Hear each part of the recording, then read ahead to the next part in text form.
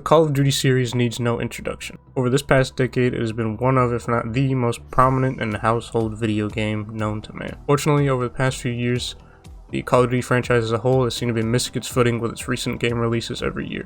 However, this year, Treyarch is up to bat once again, creators of the Black Ops series, which holds some of the most beloved games in all of Call of Duty history. And let's see if their newest release, Call of Duty Black Ops Cold War, can reclaim the spirit that Call of Duty has seemed to have lost throughout the years.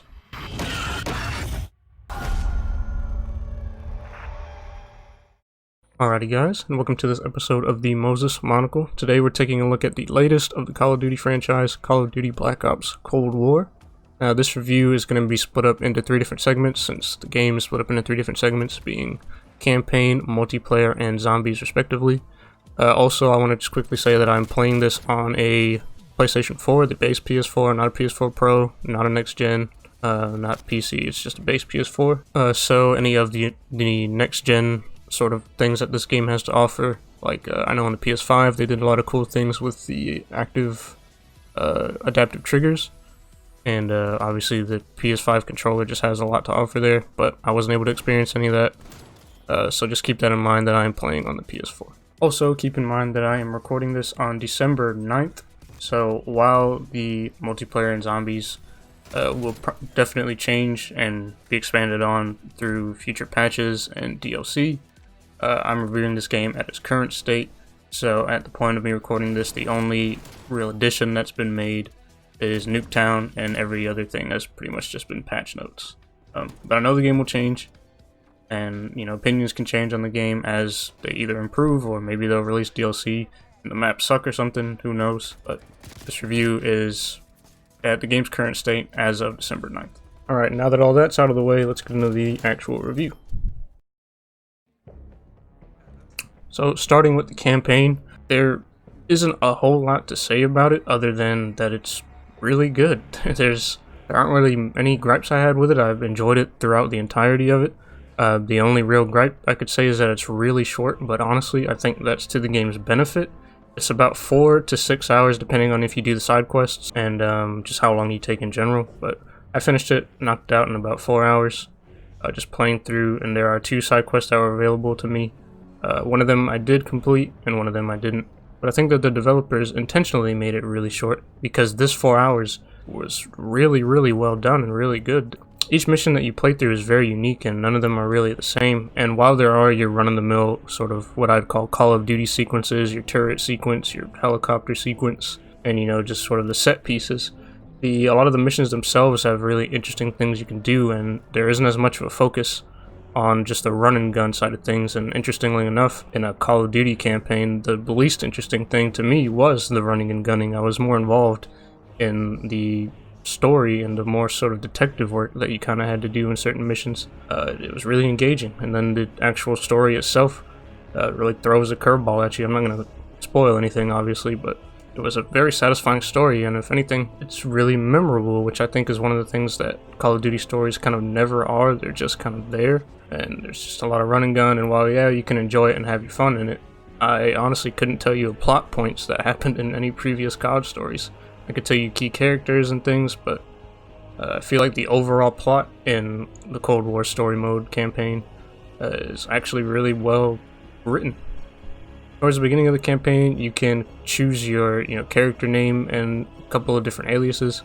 There's a part in there where you can sort of choose this like perk system essentially, which kind of adds to the description of your character. But that's just kind of shoehorned in. I honestly forgot that I even chose those 2 perks, and I didn't feel any sort of impact. I literally just forgot I even had them. But honestly, that's not that big of a deal. It's just sort of something that I guess could have been utilized better, but wasn't. But again, doesn't really impact anything, so it's there, but it wouldn't have made a difference either way if it was or wasn't. I will say the side mission that I did complete, I was kind of disappointed in. I think the initial sort of solving that you have to do of the mission, which I know one of them is like a floppy disk that you have to decode by looking through evidence and stuff, and the other one you look through evidence to identify essentially people that you have to go hunt down. Again, I don't want to get into spoiler territory, but I think that part of it's really cool. You're on this whiteboard with a bunch of evidence looking through it. But then the actual mission itself, you basically just load into a multiplayer map, kill a guy, and that's it. There's no cutscene to sort of wrap it up. There's no satisfying ending. It's just, you go back into sort of the hub area, and it's like, good job, you did it, move on. It's cool that it's there, but it's the one thing I'd say seems just kind of put in there to give the story a little bit more length. But to be honest, it's nothing worthwhile. And I would have enjoyed it just as much just skipping the one side mission that I did do. It didn't really add much to the experience at all. Also, campaign is really where these Black Ops games are allowed to show their graphic fidelity. And while yes, in every Call of Duty the multiplayer and stuff will look good, it's always obviously going to look better in the campaign, because these are constructed environments specifically made to go around and look at. And in no way does this game look bad, but usually with every Call of Duty there's at least somewhat of a noticeable sort of jump a little bit, or at least a stylistic difference. And while this game does look good, it's very much just the same stylistically as Modern Warfare 2019. Although I will say the sort of 80s vibe and the neon lights in certain missions do just give it an overall more pleasing aesthetic to me, instead of the more gritty and warness of Modern Warfare. But that's more just on the era that this game is set in than it is the actual graphic fidelity itself. But again, keep in mind I'm playing this on a PS4. I know it looks a whole lot better on PC and on next gen, but at the same time, Modern Warfare also looks a whole lot better on PC, so it's kind of the graphical leap between the two games is definitely not extremely noticeable. Not to say the game looks bad at all, it's just something I wanted to point out. But yeah, there's really not much I can say about the story without talking about specific story details and things like that. So just overall, I think this is, if not my favorite, it's one of my favorite and most memorable Call of Duty campaigns ever. I think it's on its own worth buying an entire $60 game, or $70 if you're buying it on PS5. Not necessarily just because of how short it is, but I mean, if you're already going to get this game just because you're excited for zombies and multiplayer, then it's definitely worth playing through if you already have it.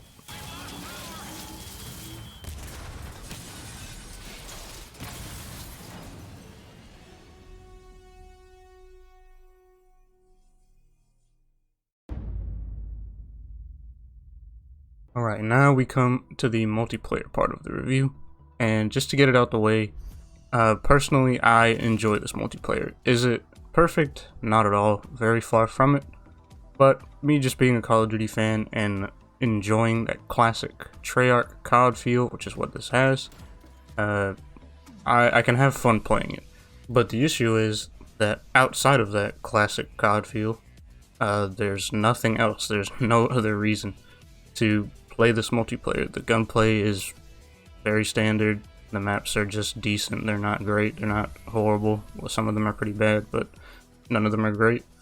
It's very bland. It's like, it seems like this is what you build a Call of Duty on top of. This is not what you release a Call of Duty as. This is like the alpha stage where you're like, okay, this is what the guns are going to feel like. This is what the maps are going to kind of be like. Now what do we add? But instead of adding anything, Treyarch just said, alright, this is it. And the whole idea of this being in a very early stage and being released as a full game is backed up by the sheer amount of just bugs and things that don't work in the game, or stuff that is just completely broken and overpowered. For example, like I said earlier, I was recording this on December 8th, and a patch came out today that's literal purpose was to fix the camo grind. So if you don't know, in multiplayer, there's always like a secret camo, quote unquote, or special camo, which if you get every gun gold, which to get guns gold, you have to do a couple challenges and whatnot. And if you get a certain class of guns gold, like say you do the SMGs, if you do all the SMGs gold, then you get all of those SMGs diamond. And then if you get every weapon class in the game diamond, then you get dark matter, or in this game it's called dark matter ultra or whatever. And in other games it has a different name. But essentially, people who've been playing this game a lot have been going for that grind, but they've been bugged to where it's just not giving you your diamond or gold weapons, which is locking you off from that final dark matter camo. And they put out a patch that sole purpose was to fix that, and I went and checked mine, and it still wasn't fixed. So this game is just riddled with stuff that doesn't work. There's been constant patches that are fixing things here and there, but Like, it's all simple stuff that could have been fixed before the release. There was an alpha stage and a beta stage before the actual release of this game, and it seems like really nothing has changed since the beta stage. Now, to get to the big thing that everyone's talking about with the multiplayer, it's the skill-based matchmaking, and just to put it plainly, it fucking sucks. There's no argument for it. People try to defend it. I don't know why. It's a problem that was solved back in 2002 when games started implementing a ranked mode and a casual mode. It was done in Halo. League of Legends has been doing it for years. Every competitive quote-unquote game, or game that wants to have a competitive mode, you just separate it from a ranked mode and into just a normal multiplayer casual mode. And it's what it's been in Call of Duty for the past decade, and there's no reason to change it. They changed it in Modern Warfare and everybody hated it. So now they, for some reason, put it back in the next game and everybody still hates it. There's just no reason for it. It just takes a casual game that people want to play for fun and makes it just overtly not fun.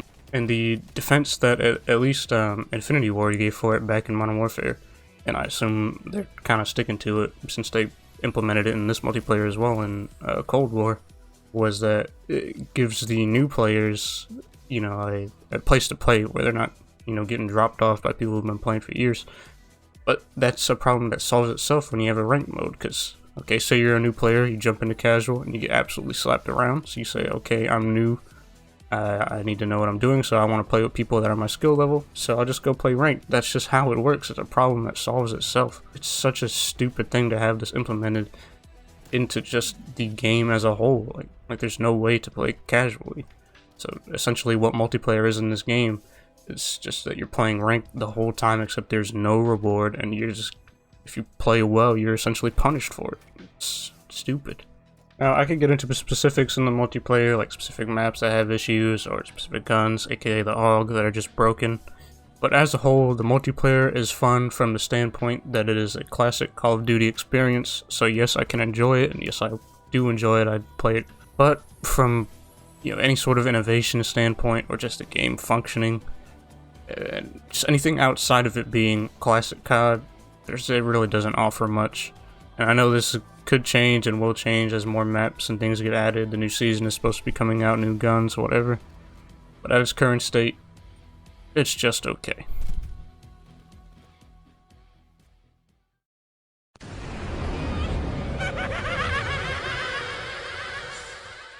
Alright, now we're getting to the final section of this review, which is the zombies.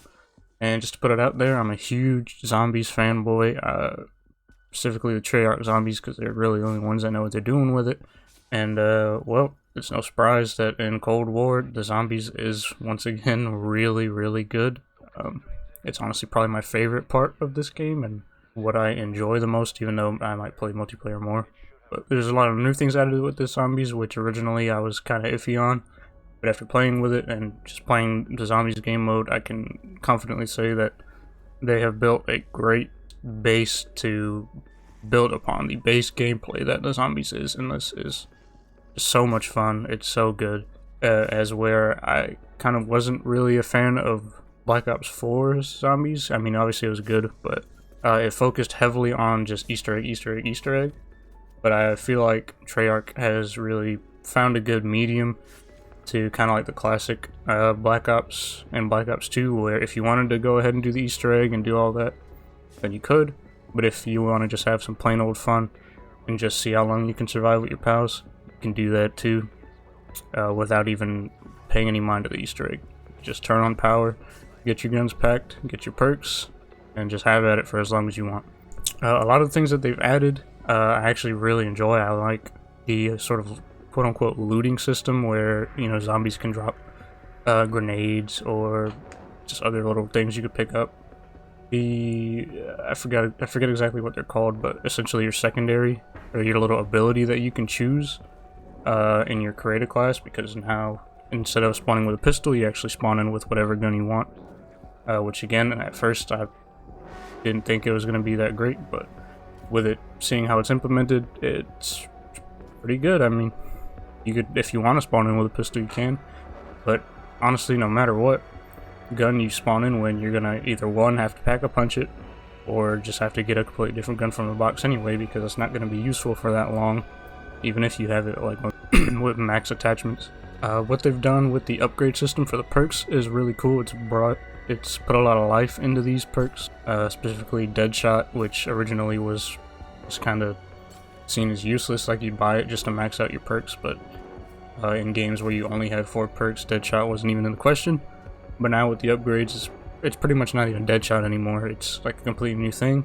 The whole armor system you have now, where you can not only upgrade your armor with salvage you get from killing enemies, you can also upgrade your weapons. So obviously Pack-a-Punch is still there, like it always has been, to give your weapons a power boost, but also each weapon has a tier to it, which also increases its damage. There's a lot more ways to progress throughout the rounds and make your character feel like, you know, you're getting somewhere. It's not just Pack-a-Punch and then boom, that's it. I like that there's more to it. Some people may not be fans of all the different, I guess, currencies and things you have to collect in order to get these things, but I think it's handled really well and I do enjoy it. Another thing added was the exfils. So now instead of, if you weren't doing the Easter egg, you just went until you died, or say you were playing for a long time and then, I don't know, you get called into work or something, or for one reason or another you have to leave. So you would either just pause the game and just leave it sitting there, or just die, like let the zombies kill you.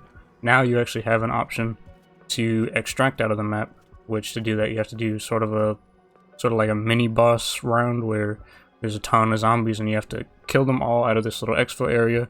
And once you do that successfully, you can exfil, and then the game's over, and you know, you get your XP and all that, and it's sort of a satisfying way to end it without doing the Easter egg. It's definitely more satisfying than, you know, just letting yourself die. But also, if you want to ignore it, it's just an option. If you want to just see how long you can go for until you die, you can.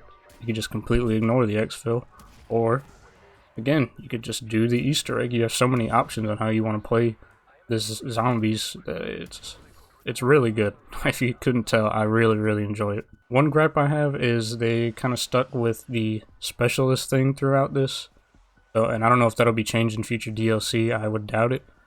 But whereas in previous zombies you had, you know, your 4 cast of characters that, you know, you kind of grow with through the Easter eggs if you're following the storyline, and you know, they're just interesting to hear their dialogue back and forth, you know, with Rick Toffin and his crew. But now it's just specialist characters. They don't really communicate. They'll have their quippy one-liners that they'll throw around, but it's generally the same stuff they'd say in multiplayer. And it's just not interesting. You don't get any connection to any of the characters that you're playing as. The story takes place pretty much through like radios and comms that are to your character, but the character itself that you're playing as is pretty much just an expendable soldier. Also, there is only one map at this current point.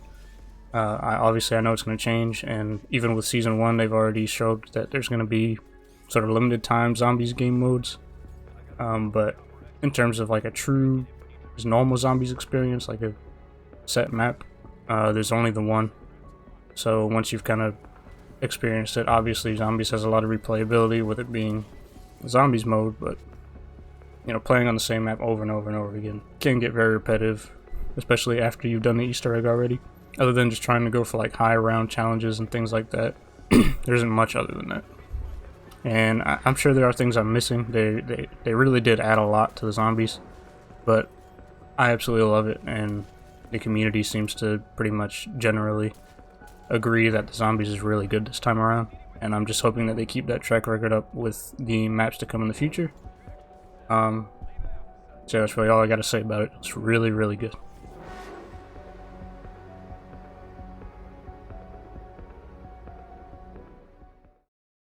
So now we're going to get to the final overall review. If I was to give each of these sections of the game a rating, I would give Zombies and the story mode 9 out of 10.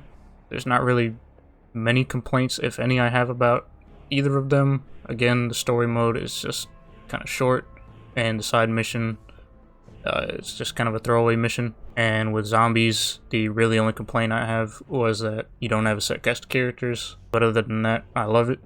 And the multiplayer, I would give probably a 6 out of 10. It's, again, like I said, good old multiplayer fun if you enjoy the standard Call of Duty experience. But that's it. Don't add anything more than that. Other than that, it's pretty bland. If you don't like the whole Call of Duty classic Treyarch feel, then this is probably just not the game for you. So overall, I'm gonna give the game a 7 out of 10. Now you may be thinking that's kind of low considering you like 2/3 of the game, but you also have to keep in mind that the reason people buy Call of Duty games is for the multiplayer. The campaign is just kind of there. If it's good, that's great, but if the campaign sucks but the multiplayer is really good, then it doesn't even matter. People are gonna see it as a good game, but it doesn't work the other way around. And then with Treyarch, just the fact that they always have good, decent zombies modes is again just kind of a bonus. But the real selling point of any Call of Duty is the multiplayer, and the multiplayer just falls short in so many ways. Again, I could have fun, but it doesn't really do much to differentiate itself in the series. The skill-based matchmaking is just absolutely abhorrent. It's the worst thing implemented in the COD, and I don't know why they're so adamant about not taking it out. So yeah, that's the rating. 7 out of 10 on the Moses Monocle. Let me know what you guys think if you picked up this game. What do you think about it? Are you enjoying it? Are you not? On your scale of 1 to 10, what would you give it? And let me know what games you guys want me to review in the future. And obviously like and subscribe to see those videos coming up.